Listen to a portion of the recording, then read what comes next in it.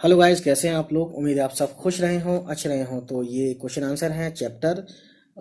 इसका नाम है बारिश की दुआ और इसके लिखने वाले का नाम है नासिर काज़मी साहब। तो सबसे पहला सवाल हम देखते हैं, शायर क्या दुआ मांग रहा है। जवाब है, शायर खुदा से रहमत की बारिश बरसाने की दुआ मांग रहा है। सवाल नंबर 2 है, फसलों के परचम लहराने का क्या मतलब है। जवाब है, इसका मतलब है फसलों का हरा भरा होना और लहलहाना। सवाल नंबर 3 है, खेतों को देश की दौलत क्यों कहा गया है। जवाब है, खेतों को देश की दौलत इसलिए कहा गया है क्योंकि खेतों से ही देश यानी मुल्क में रहने वालों के लिए खाने का सामान फराहम होता है। फराहम यानी कि मिलता है, मुहैया होता है। ठीक है। सवाल नंबर 4 है गाइस, बारिश ना होने से क्या नुकसान होता है। गाइस जवाब है, देखिए यहाँ पे बहुत सारा अच्छे से जवाब।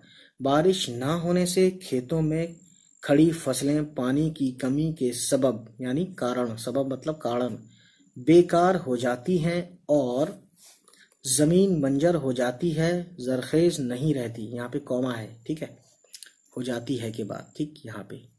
अब अगला सवाल है गाइस, मुर्दा जमी को जिंदा कर दे से क्या मुराद है। ये जमी लिखा हुआ है, जमी, जमीन नहीं है, ना नहीं है ना, जमी। तो जवाब है गाइस, इससे मुराद बंजर जमीन को दोबारा जरखेज यानी फर्टिलाइज यानी खेती के लायक कर देने से है।